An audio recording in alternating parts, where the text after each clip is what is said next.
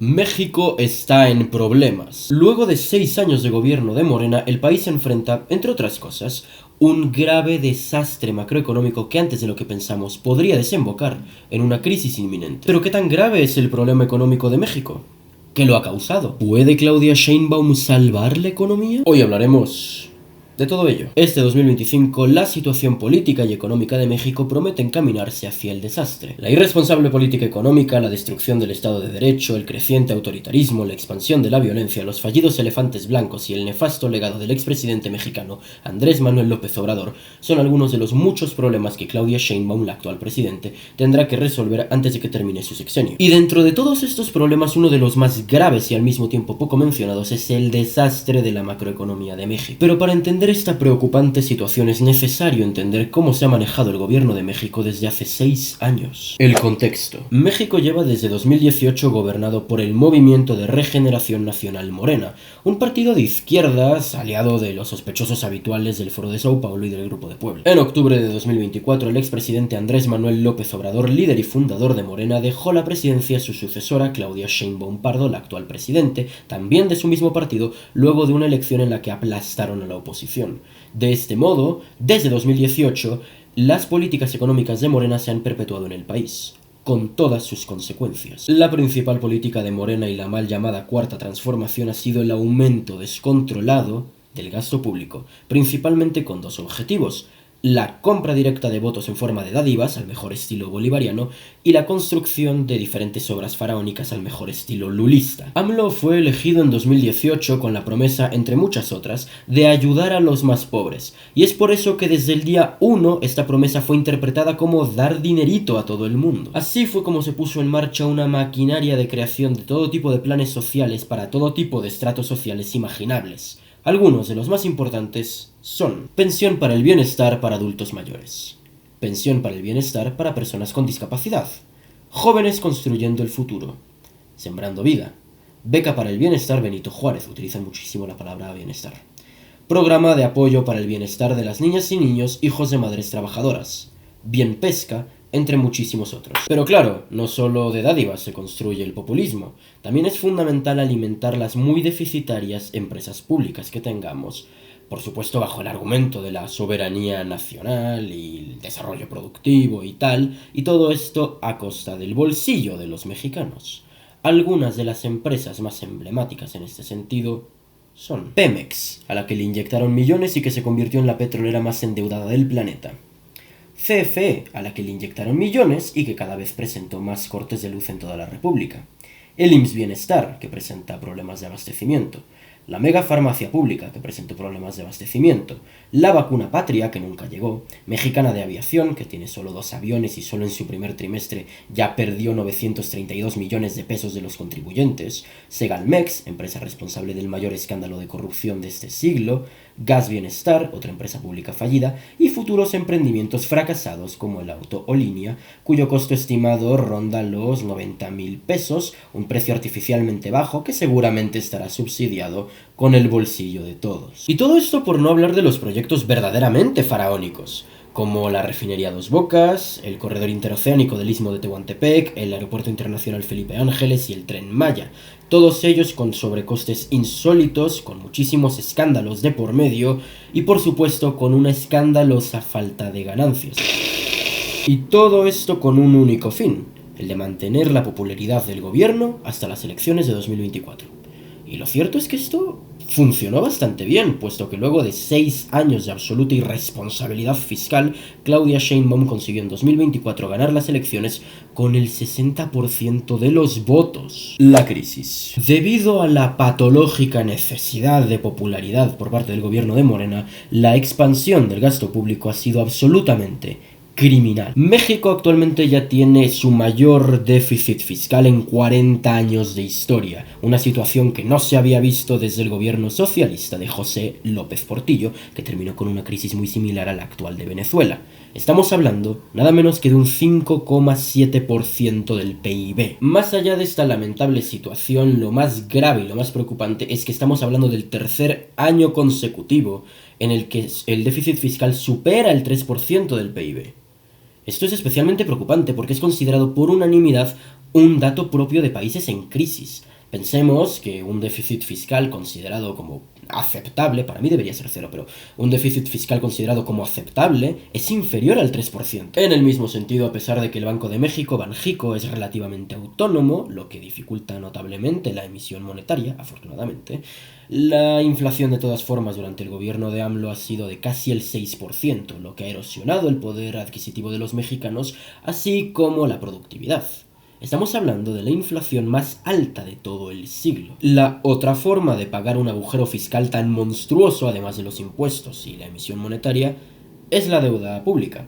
En este sentido, a pesar de la promesa de AMLO de principios de su sexenio de no endeudar al país, durante su sexenio la deuda pública, la deuda externa específicamente, ha crecido en un 68%. Por su parte, solo en los primeros meses de 2025, ya con Claudia Sheinbaum, la deuda creció en un 14%.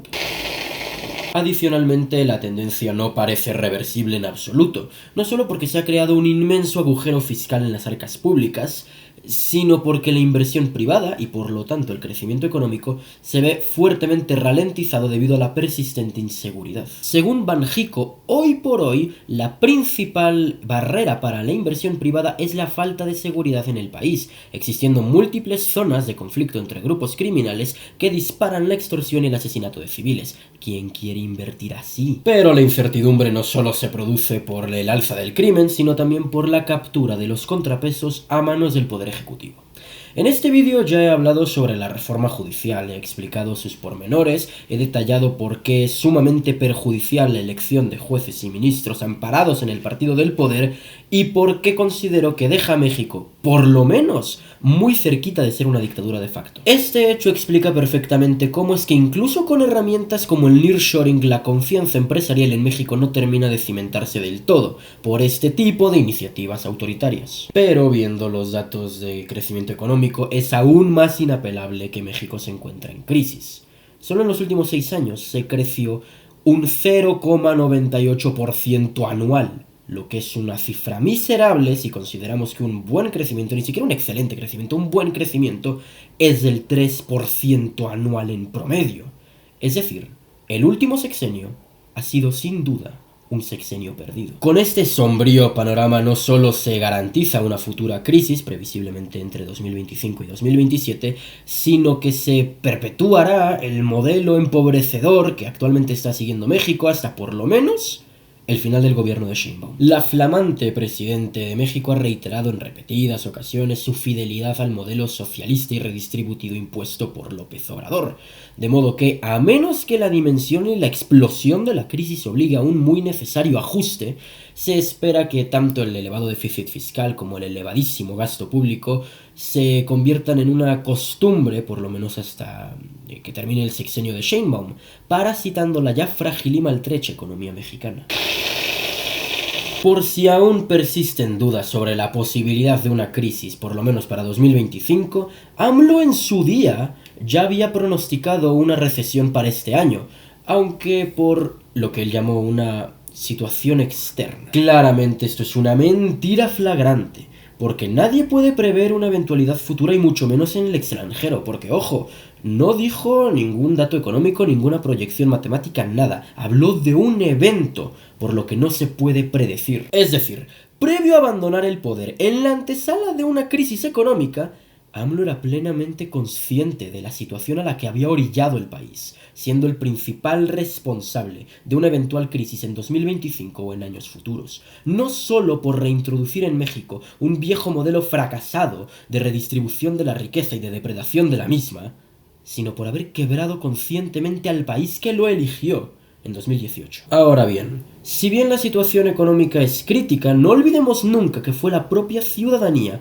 la que conscientemente, voluntariamente, reeligió al cleptómano y deficitario movimiento obradorista. En este sentido, gran parte de la responsabilidad de por qué México está actualmente como está no solo recae en Morena, sino en la falta de alternativas que hay al otro lado, es decir, en la oposición. Pronto me gustaría hacer un vídeo concretamente sobre la oposición mexicana y la rabia que da, pero sí os adelanto que el principal partido opositor a Morena, el partido más alejado de estos, es el PAN, que es un partido que se supone que es de centro derecha, pero lleva años absolutamente rendido a la socialdemocracia, mientras que el resto de los partidos políticos directamente son estatistas de diferentes colores. Es decir, México necesita urgentemente un gran recorte al gasto público, pero la presidenta Sheinbaum no quiere hacerlo, su partido no quiere hacerlo, y la oposición, incluso la más a la derecha, tampoco quiere hacerlo. Así se alimenta este maravilloso círculo de déficit e irresponsabilidad, que solo puede terminar con una cosa: crisis. Conclusión. El panorama económico de México es muy oscuro.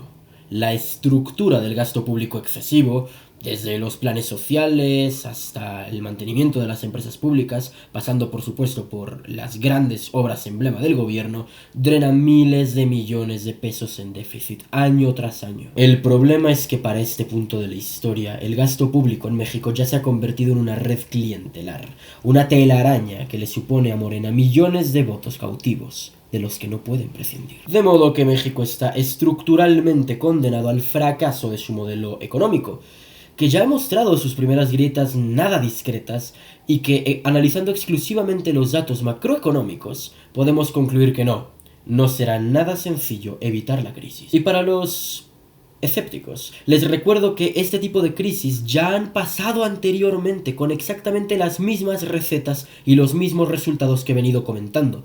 En México, la vasta mayoría de las crisis de fin de sexenio, especialmente las de 1976 y 1982, han tenido su origen en la política fiscal. Y más recientemente, países de Sudamérica que también habían aplicado el socialismo del siglo XXI una década antes que México, también han sufrido las mismas consecuencias. Argentina, Brasil, Ecuador, Bolivia, Venezuela son todos países que aplicaron las mismas recetas que hoy aplica México y que también fracasaron menos de 10 años después. No hay razón alguna para pensar que México no sufrirá las mismas consecuencias. La solución es solo una: cortar drásticamente el gasto público, cortarlo en subsidios, cortarlo en la mayoría de los planes sociales, cortarlo en las empresas estatales. El problema es que el gobierno no lo hará porque dependen de ese gasto público para mantener su granja electoral, y la oposición no lo hará porque no sabe cómo hacerlo. Espero este vídeo te haya resultado interesante. Muchas gracias por tu atención y sin más que decir, libertad y vida.